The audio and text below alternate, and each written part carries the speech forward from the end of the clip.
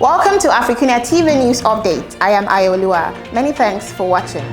The chairman of the Chadian Transitional Military Council, Mohammed Idris Deby, on Monday visited Sudan in a bid to solicit regional support in rebuilding the North Central African state. The Sudan Sovereignty Council President Abdel Fattah al-Burhan met with the Chad AGK President Deby and his accompanying delegation at the Republic Palace in the capital Khartoum. In a statement, Deby said his visit was also meant to strengthen the cooperation and relations between Sudan and Chad. Faced with related security issues, the two countries embraced the integration, concerted efforts, and joint cooperation with the African Union in the field of border security, the fight against terrorism, and the fight against cross-border security violations. Deby further stated that they will intensify efforts to reinforce the security and stability of Sudan and Chad.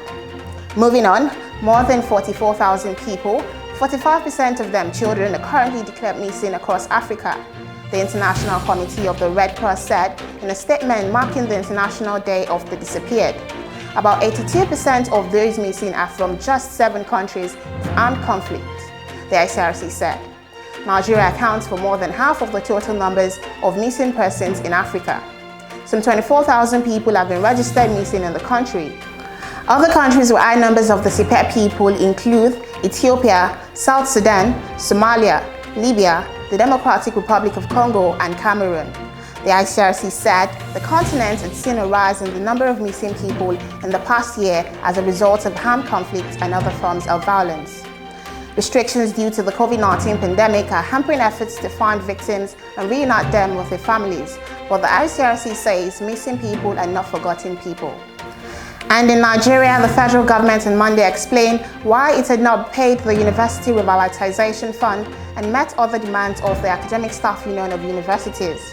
The Minister of State for Education, Emeka Onwajiba, said the government was working hard to ensure the release of the Revitalization Fund by the Central Bank of Nigeria. But ASUU, in its reaction, dismissed the minister's explanation, saying the government was being dishonest in its justification of the delay in paying the Revitalization Fund.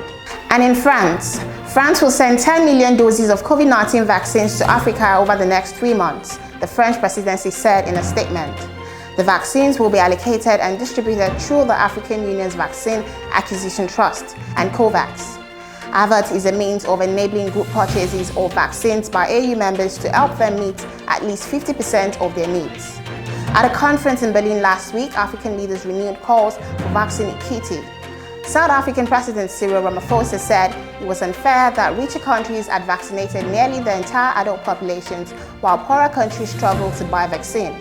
Africa has administered the least vaccines of any continent.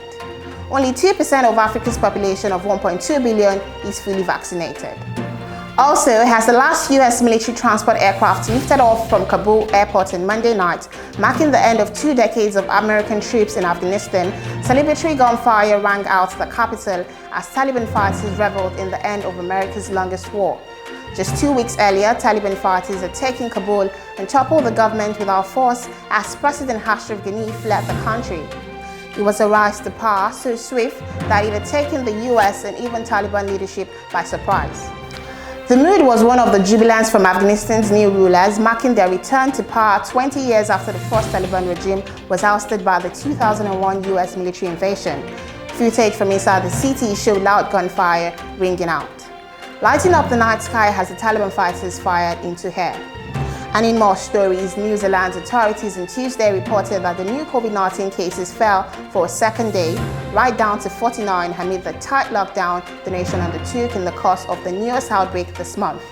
Except for a small variety of cases in February, New Zealand was primarily coronavirus-free for months, till an outbreak of the Delta variant imported from Australia prompted Ardern to order a snap nationwide lockdown on August the 17th. The whole variety of cases within the outbreak is at 612, with 597 in New Zealand's largest metropolis of Auckland and 15 within the capital, Wellington.